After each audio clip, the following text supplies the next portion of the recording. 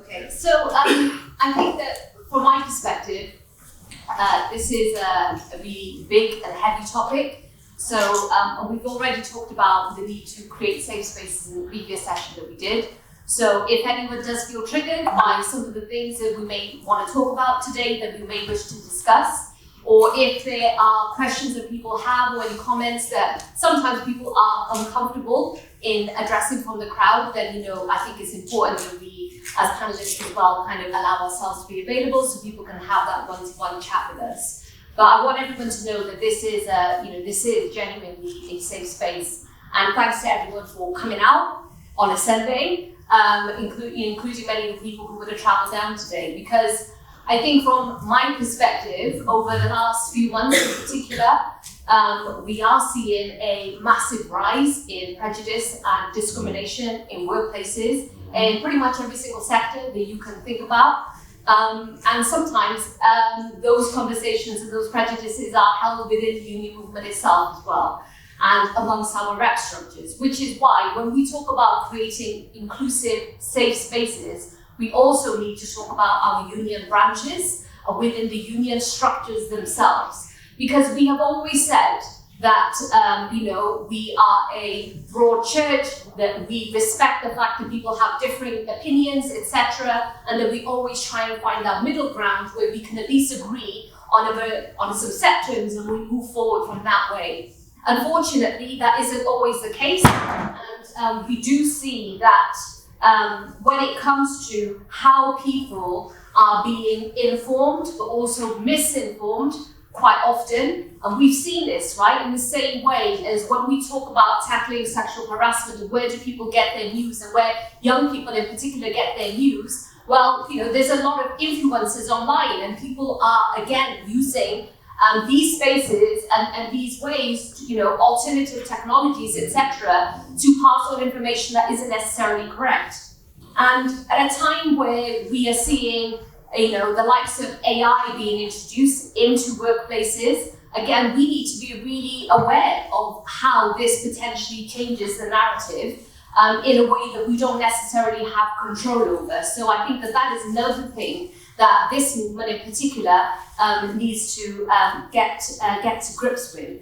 But we've seen over the last few months as well that actually when it comes to political leaders, and in some cases religious leaders as well, who are picking up on the bits of the narrative that actually means that they can continue on with their kind of position of division and hatred. Because quite often, that is how they gain their followers, and that is quite often, sadly, how they also gain votes as well.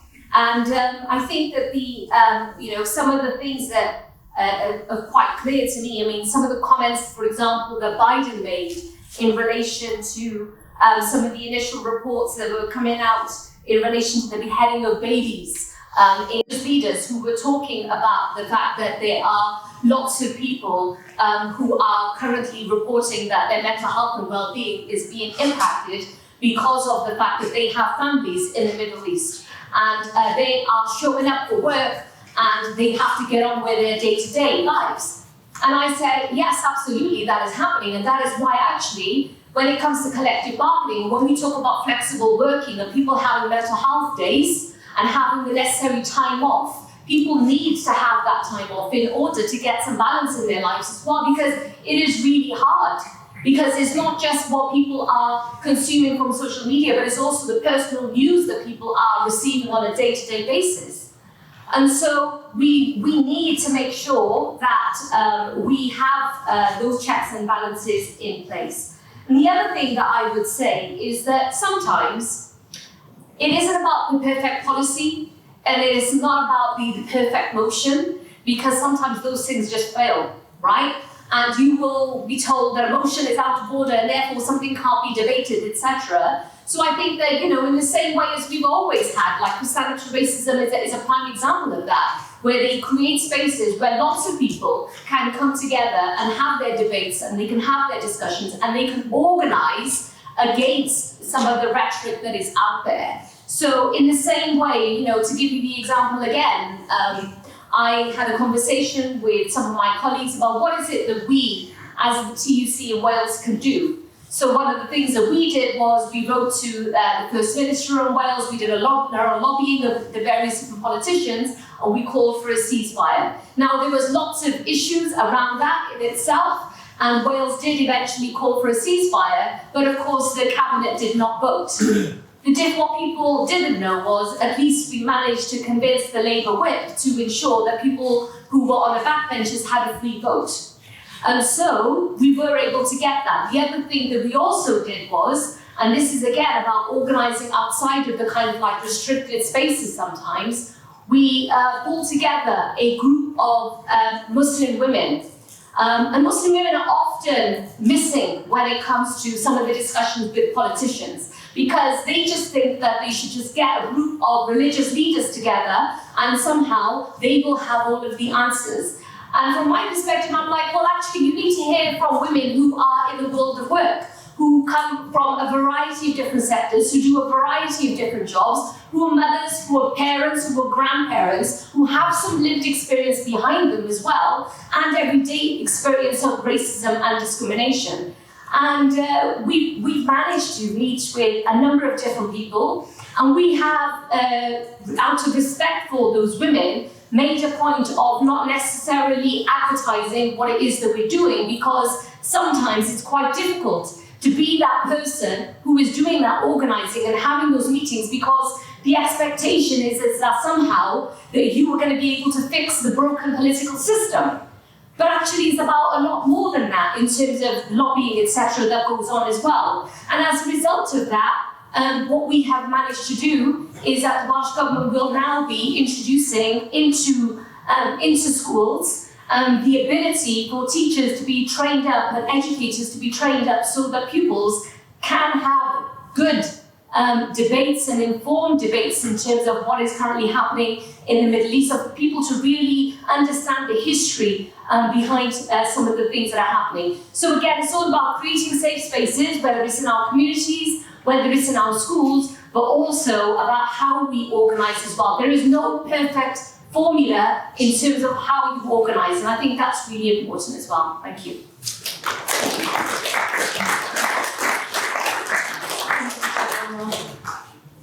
I would now like to introduce our next speaker, Lena Wangam.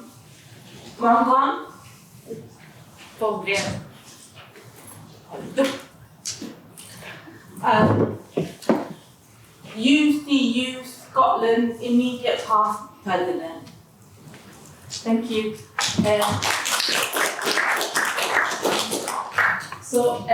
I'm here representing UCU Scotland as the immediate past president, and I will talk a bit about what we've done in our union in Scotland, but also what the broader trade union movement and anti-racist movement have been doing in Scotland. And I will speak specifically about the importance of trade unions taking, not center stage, but taking a crucial part in anti-racist activism and organizing in our areas. And I wanted to start off with sharing something that a comrade and colleague of mine, Lila Roxanne Hill, said last year, I think it was. We had a Stand Up to Racism STUC, so Scottish Trade Union Congress, had a day event on building anti-racist movement and building in our workplaces.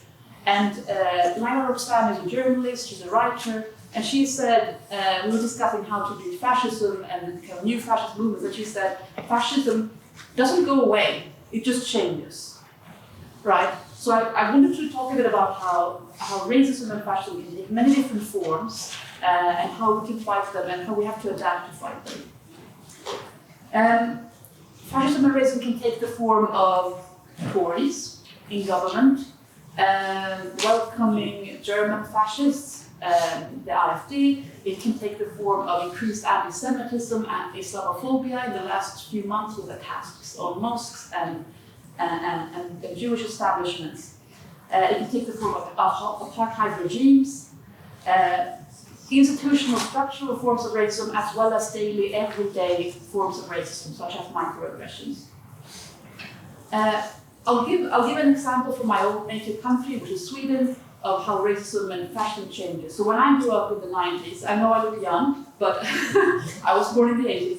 When I grew up in the 90s, there were neo-Nazis and far-right extremists in Sweden, and there were two famous or very spoken about murders by neo-Nazis. There were neo-Nazis in my school, there were neo-Nazis on the streets, and there were two famous murders of one anti-racist 14-year-old of immigrant descent, Jon Froome, in 1995, and of a trade unionist, Björn Söderberg, in 1999. They were both killed by Nazis because of their anti-racism and their trade unionist activities. Now, we beat those Nazis. However, there is now a new neo-Nazi movement in Sweden. And the same people who committed those murders, their friends and their allies, are now in parliament. They're wearing suits now. And they are elected, but they are in parliament. These are the same people. So the fascists are organized. We saw again to mention the AfD coming and kind of hanging out with the Tories in London just last week. We see the Homeland Party, which is an offshoot of the Patriotic Alternative, so neo kind of Nazi fascists hanging out with fascists from different countries around Europe. So even though fascists usually say that they are nationalists, they seem to have a very internationalist network, right? And one Swedish member of the racist party in Sweden actually moved to Hungary because he said that there were no immigrants there, right? So if the fascists are organized, we have to get organized. And indeed, I think we are growing. We are organizing. Anti-fascists are moving across the globe. There are many of us, and indeed, when I mention these kind of things, the Homeland Party and Patriotic Alternative and AfD coming to the UK, we see counter movements and counter protests all the time, right? So in London, when the AfD were here, there was a counter protest that was really, really beautiful to see. I also wanted to bring some examples of how we counter-organize from Scotland. So in Scotland, the last year, we have seen the Homeland Party, which sadly now has been registered as a political party, and Patriotic Alternative, hijacking local campaigns for security, for safety, and for community. So in Erskine, outside of Glasgow, there was a hotel, and there still is a hotel housing refugees. And there was some local unrest there about kind of how this was being done, and also, of course, it's the Tories who put vulnerable people, refugees, in hotels away from communities, right? But there was some unrest, so what the Patriotic Alternative did was that they went there and tried to hijack this campaign and started protesting outside of this. The trade movement, we answered, anti-racists answered, and every Sunday there is, and I think it is still ongoing, there are counter-protests there. And it's not just about countering the fascists, it's about building community. So the people there who are anti-fascists from around Glasgow, trade unionists from around Glasgow, and from Edinburgh, because I've been there as well, I'm Edinburgh-based. We go there and support the local community and try to build something and address the root issues of the unrest. Just, I think last week even, we heard of another member of Patriotic Alternative who was trying to hijack a campaign for a much needed new local GP surgery in East Calder outside of Edinburgh. And Stand Up to Racism Edinburgh and the trade unions, we moved straight in there and tried to speak to other trade unionists, to politicians, and we released a statement saying this is not acceptable, this person is not someone who should be on a local community campaign. And we're moving on that. We also have the Chicago Bio-Inquiry ongoing, which I might speak about later on if you want, but crucial in this is that the trade union movement, even though we have our problems, which I very much agree with, and I think for a lot of people it hurts more when there's racism within your union than when there's racism in your workplace, because your union is supposed to be your comrades, right? But the STUC, the Scottish Trade Union Congress, have been crucial in supporting these local anti-racist campaigns. So, fascism is on the rise. but we are also on the rise, I want to say. And you know, maybe being Swedish is not just about ABBA. You also get to quote Joe Hill, Joe Hill, a fantastic trade unionist who was, to be fair, Swedish-American. But he was born just an hour from where I was born. And I've been to his place. There's a museum in his place, a trade unionist museum. So if you're ever in Gävle, I recommend you go. But anyway, his 3 words that I really value are: don't mourn, organize. Right? Educate, agitate, organize. But don't mourn, organize. We have beat fascism in the past, and we will beat it again. Right? And so it's hard work, and sometimes it's actually boring work, but the fascists are bound to lose, right? We know that.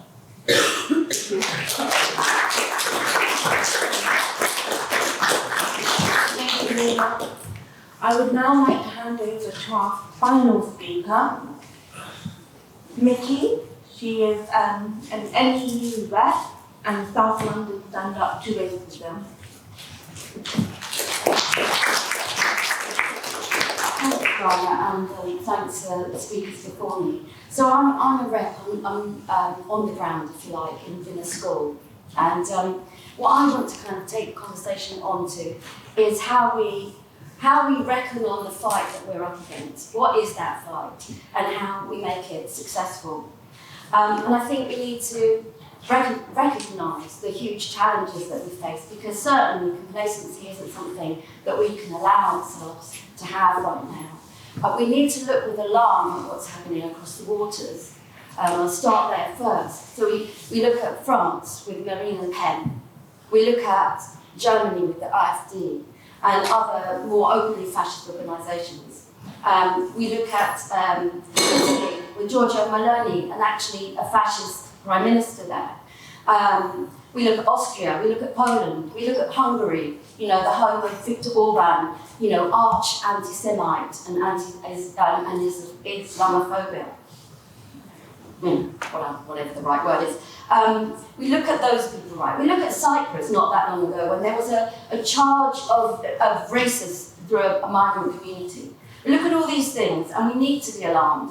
We also look at the US, and actually we could be facing another Trump term. I think we have to come to terms with the fact that, unbelievably perhaps, this is what we're facing. So we're facing the rise of far right right across the globe, or the northern part of it, and we have to be realistic about meeting that challenge. So where are we here? Certainly the right-wing politicians, you know, the Tories, take succor from their friends abroad. And, you know, we saw Suella Braverman before she was beautifully unseated by the movement.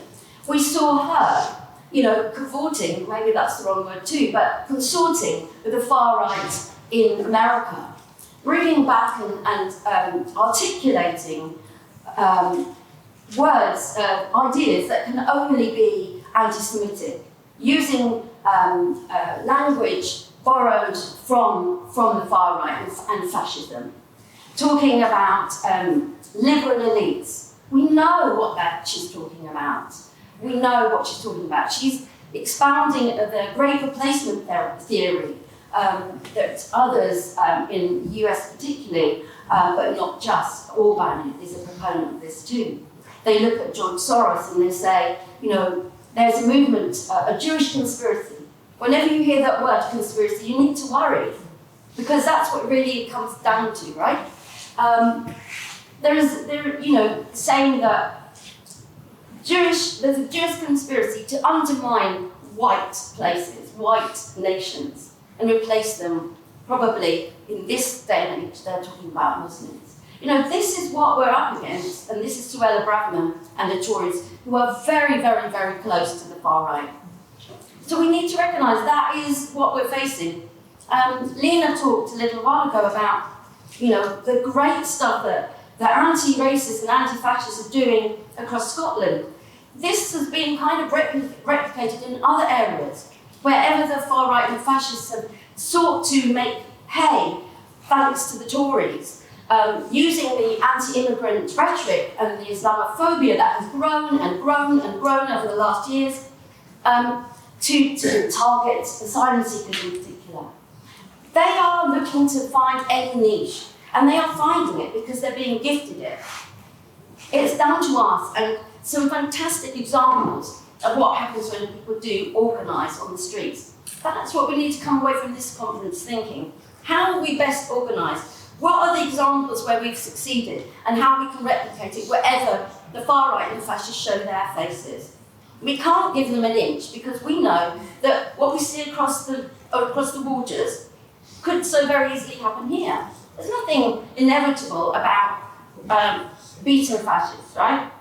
And I should say that we take absolutely no lessons from those, I mustn't swear, the Tories when they slur people standing up for Palestine with saying that they're anti-Semitic. That clearly is not the case. We know who the real anti-Semites are. We need to keep our eyes firmly focused on them because there is a rise in anti-Semitism, just as there is a rise in Islamophobia. And we can't give an inch to any of that. My dad came to Britain when he was 13. He came on the kinder transport as a Jewish refugee. And he came with kinder transport because actually Britain has a very, very, very poor record of welcoming refugees. So don't let them ever say that they care about Jewish people, because they don't. You know, it's disgusting how they can weaponise anti-Semitism when it suits their ruling class purposes, right? The people responsible for cost of living crisis, the despair and the anger that people are facing that can then be exploited by the far right and fascists are the very people, our governments, right? They're creating the fertile waters for the fascists and the far right. And they're also doing it because they're in Stuck, aren't they? Flailing around, and what is its weapon against us? It's to divide us. And we can't let it divide us. And that's where the centrality of trade unions comes in, right? Because that's where the collective power lies. And we know that fascists, one of the things they do is get rid of democracy and get rid of trade unions when they get into power. Because they know that it's our collective strength is the fight where our power lies, right? It's no surprise that when in my locality we faced the rise of a new far-right group, Turning Point UK, that we had most involvement from my NEU branch when we first started our strikes. Because people felt that there was something you can do. They felt that collective power. And that's what we need to harness. Not just in fights against the cost of living, if you like, so fair pay and all the rest of it, and funding, which we absolutely need. But because fighting racism and fighting fascism means that if we don't fight racism and fascism, we don't stand a hope in hell of fighting for better conditions, right? If they succeed in dividing us, then we've lost. But on the converse, when we harness that power, we can see how we can actually do something about it. Look at what happened in Llanelli, the opposite of the successes of Erskine, where there were concessions by the local trade union movement, concessions to racism, as Sophie talked about in the very beginning of the plenary. You give the fascists and the far right and the racists an inch and they will take a mile. There is no place for racism. We need to call it out wherever it is in whatever sphere it is, because otherwise it will undermine and destroy us all. Racism ruins everybody's life. It ruins Muslims' lives, it ruins Jewish people's lives, it ruins black people's lives, and it's actually responsible for death. We know this. It's serious. Therefore, it's incumbent upon all of us to get involved in the fight against racism, also to be out on the streets. Because somebody said before, Rama said, fascism didn't just turn up like that, It's a process. It's a chilling reminder or a repeat, if you like, when you see the othering of Muslims, right? It's a chilling repeat of history. And we've learned from history. That's what we need to do and put it into practice. We have a great tradition in Britain. The Anti-Nazi League. Kate will speak before it. The Anti-Nazi League. Unity is everything. Unity in action on the streets, Wherever we see the fascists and the far right raise their ugly heads, we have to be there. We have to be there in our numbers. Our numbers is what makes us strong, and we bring the weight of our trade union movement into that. That's the experience I had in South East London when we stood up against the turning point. We weren't even targeting their traditional targets of immigrants, say for example. They targeted a drag queen story out, right? Because they uphold those Christian values of family. Well, this is not to malign anyone who's Christian, but values of, that you must conform to a man, a woman, and 2 children. They will use anything that they can. They call it paedophiles, and in a way it's a bit reminiscent of what fascists are doing elsewhere now, in trying to make the case that child abusers are all Muslims. Muslim men are all rapists. All of that argument. We can't give that an inch. We can't rest. This year is going to be a massive year of fighting racism. And I'm proud that Stand Up to Racism is doing what it's doing. But we all need to go back into our communities and into our workplaces and build like hell, because the fight ahead of us is huge. We see the dangers. Don't ignore those dangers. We need to do something about it. So my message is we need to fight, and that's what maybe we should talk about, what we can do where we live.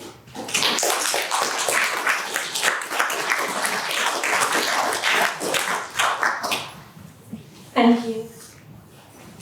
I would now like to open it up to the floor. Branch, and I was involved in campaigning in Islamophobia against the horrible campaign there. If you don't know what happened, there was a permanent camp set outside, a hate camp outside a hotel, which went on to become a model for fascists everywhere, because they turned this little camp into a no-go zone for anti-racists, and it made it really difficult for us to take an argument on. It was really odd, because you hear the term Voice of Wales mentioned a lot, Voice of Wales, as if they're a big fascist organisation. Is this working, people? Yeah. But actually, there's 2 or 3 people who set themselves up as a media outlet, and they're not clever or anything like that, or particularly talented. In fact, they earned the name Dunner. There was 2 of them, and one of them used to hang around the far right in Swansea, and the other one was an online blogger, Islamophobic. But they went into Llanelli, and they milked the atmosphere which has been created by the Tories, and they just went into it, and they just managed to be a gateway to bring other far-right people into the area. And it was horrible to be there one day when we turned up with our banners to say, refugees welcome here, to see hundreds of people who were turned against us because we were saying that refugees were not a problem. And that to see that situation change so quickly was a real eye-opener. And we have to make sure that doesn't happen. Now I think, looking back on it, what should have happened and what we could have done more was more of the trade union movement getting up and saying to their members and saying to the local community that refugees are not a problem, it's the government's the problem, and we need to fight elsewhere. And they should have stopped it at that point. Now, I would say that the Welsh TUC were great. They were with Stand Up to Racism right from the beginning. They put their name to things, and they were there. But I think when it came down to actually mobilising inside the trade unions, there was a bit of a problem. Now, it's got worse in a way since then, because what happened in a local school, Carmarthenshire, who went along with this, they invited the ethnic youth support team to come into the schools to talk about Islam. So they did. The brilliant speaker who turned up at the schools, 3 schools, and he did speeches. The Voice of Wales then did an attack on the school online, saying that all sorts of horrible stuff, and the school took down the post. So when we said you can't do this, this is backing down again, the school said, please don't actually say anything because it'll draw more attention to us. And the ethnic youth support team said, please don't do anything more because that'll bring attention to us. So this small group of people can feel like they're getting a huge support in an area because there's no one standing up to them. So we've got to turn that around. And one of the ways we are going to turn around is to get the trade unions and all the people in Llanelli to line up behind a banner on March the 17th in Cardiff, which says refugees welcome here and down with the far right. We're going to do that. We're going to get loads of trade union banners. Our dream is to have loads of trade union banners on this demonstration. We're going to start at the Welsh Assembly, who've got a commitment to an anti-racist Wales. We're going to hold them to that commitment, but they're not going anywhere with that. Let's keep that going. We're going to march through the most areas which were most affected by racism in Cardiff, and we're going to finish with a multicultural a celebration at the end with the top multicultural bands, and that's what we're going to do on March the 17th. And if anybody from England wants to join us, you're welcome here. To talk about was more about where those opportunities are from, because the situation in Europe, etc., is a warning to history. It's looking in terms of where we stand and how we mobilise is that critical issue. What I take so much, and I'm sure everyone does, it takes so much hope from, is the scale of the Palestine movement, is the scale of the fantastic multicultural, fantastically anti-racist mobilisations that we've had for Palestine, which have been absolutely enormous, fantastically vibrant, and overwhelmingly Muslim, young, and including massive numbers of Muslim women activists who are absolutely brilliant. And you look at that, and you look at the way in which the trade union movement has failed, really, to actually captivate and lead that position, and has not sought, really, to actually go through the mass numbers of our union members to actually encourage those demonstrations.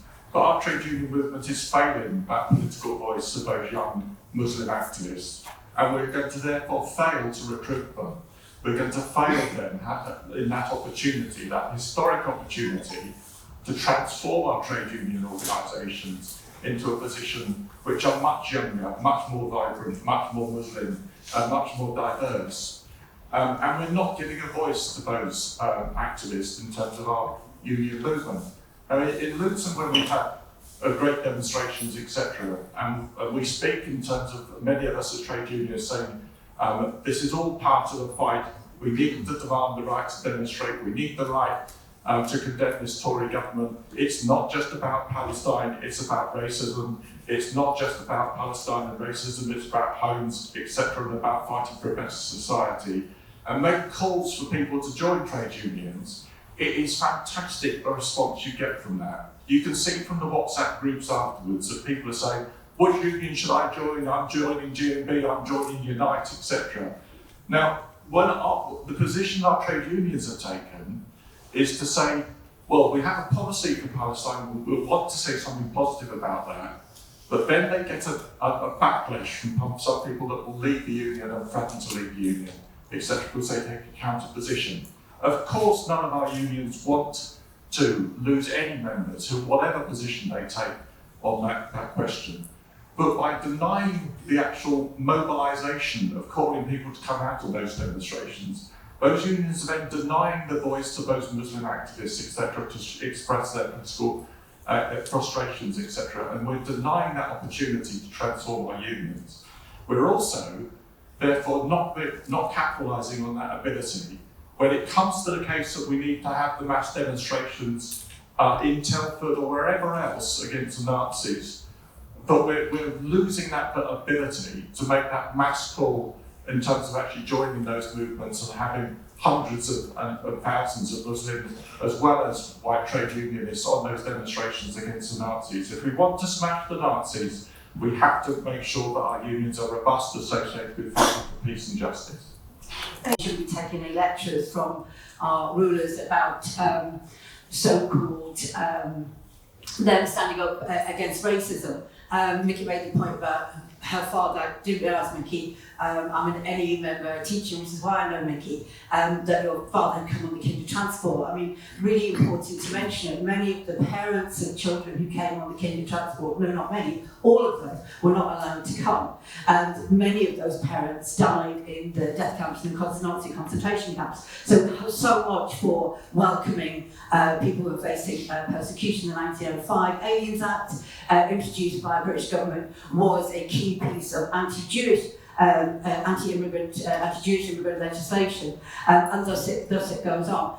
I'm a school teacher, I'm a history teacher, and I've taught the GCSE course on Weimar and Nazi Germany pretty much since I started in the second school I'm teaching in now, which is since 2008. And I noticed a very big difference in terms of the kind of comments, response that take place when I'm teaching that unit of work, which ranged from, in 2008 when I first started teaching it, it felt like a piece of history. I mean, it really felt like something that was happening in the past, it had kind of no relevance to people. Now I get two two responses and then plenty in between, which is I definitely see, and I work in a diverse school, I definitely see students who smile. If I'm when you talk about Hitler, it's clear because on social media they start to see some of the white supremacist stuff, which is kind of re-legitimising that somehow Hitler was a great leader. It's a diverse school, so many of those kids don't speak out for all kinds of reasons. But equally, I get the students who recognise the reality of it is kind of very much like what they're facing in the world today. They can see that some of what happened could be happening to them today. And I just want to flag up that documentary, Berlin 1933. I don't know if people watched it, but if you watch that, it's very much what Mickey was saying. It sends chills because you recognise what that looks like in terms of today's world. It's no longer a piece of history. A couple of things I want to finish on is this. I really do feel that our work in solidarity with Palestine is a really big and important part of building solidarity for freedom for Palestine, but it's also a big part of our anti-racist work. In schools, there is a real attempt to silence not just freedom for Palestine, but any kind of debate and discussion that you would talk about. Well done if that happens in terms of work schools.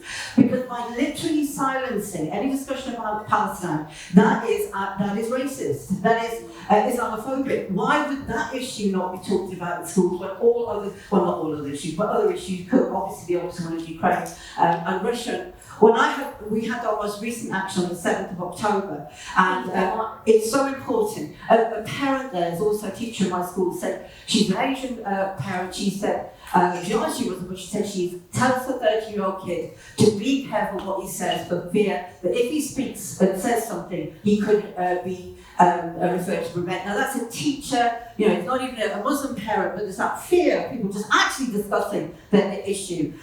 It is so important. The fights ahead are enormous, they are huge. And I would like to sort of just finish on saying on the 17th of March, I think we do need to recognise that intersectionality between the different struggles. So when we demonstrate on the 17th of March, it would be so wonderful to have, the Palestinian bloc there, to have the climate activists there, to have the anti-racists there, our trade unions there. It's so important that we recognise the huge scale of our struggles and the intersection between all of them as well. There's a genocide going on before our eyes. Having said all of that, I think it's also important to understand that actually when I came into the anti-racist movement and the anti-fascist movement, the watchword was unity, and that still has to be our watchword. In other words, actually to get people into the movement, we don't put up a barrier. We don't say, first of all, you have to have the right line on Palestine, for example.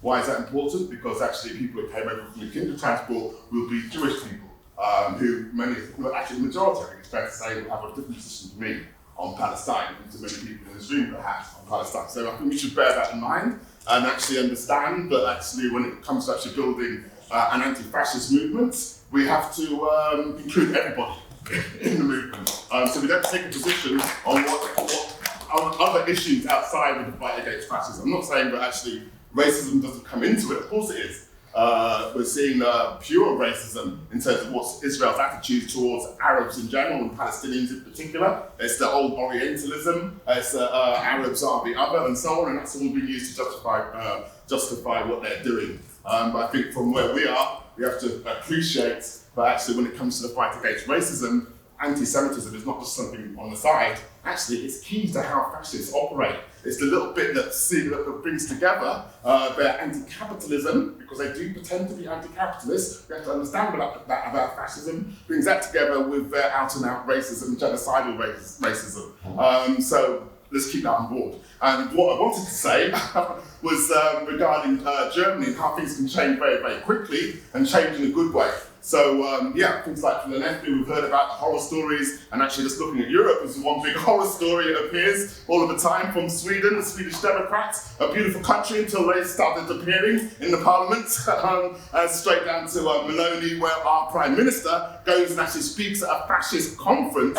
That's what's going on in Europe. But actually, with a journalist hat on, there's one magazine, I think, in Germany that exposed the fact that the far right, AfD, and actually the Christian Democrats and some out-and-out Nazi organisations had a meeting in a hotel or somewhere in Germany where they talked about how they're going to kick out all of the foreigners who don't integrate, including the ones that have got German passports. And this actually just sent a shiver down the spine, collective spine of everybody in Germany, and actually it mobilised the vast majority of Germans who were outraged that this Nazism is coming back. And the slogan, never again, is now. But actually became something real in Germany, and literally hundreds of thousands of people have been on the streets of Germany for the past 3 weeks. I'm not sure about this weekend, but someone can let me know. But certainly there's been a mass movement that's risen up. And I think the next step is to make sure that mass movement stays on the streets. But it isn't amorphous, but it turns its face to face the fascists and say these are not normal politicians, let's expose them, let's expose their suits and see what's underneath their suits. There's a straight line back to Adolf Hitler. To stop them, like Hitler said, they have to stop us at the beginning when we're small. And that's what we've got to start doing in Germany, and hopefully that can be a lesson for the rest of Europe when the French elections come along and elsewhere.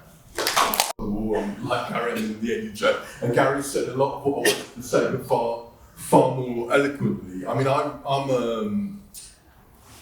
my dad came over on the kinder transport. You know, I was an active anti-racist and active anti-fascist before I was an anti-Zionist. But I am an anti-Zionist Jew now. And I think one of the most important things that anti-Zionist Jews can do is force themselves to speak out against racism and for Palestine. It's something that we've got to do. It makes a big difference. But when you do that, you find actually that we've made fantastic changes in this country over the last 40 years. We're a lot further forward than we were. This is a much more anti-racist country than it ever was before. We are the majority. We're absolutely the majority. And the lessons from South Wales is not to take your eyes off that, but to get in quick. I would like to see, I mean, we know, hopefully we'll have a Labour government, or we'll have the Tories out anyway, hopefully.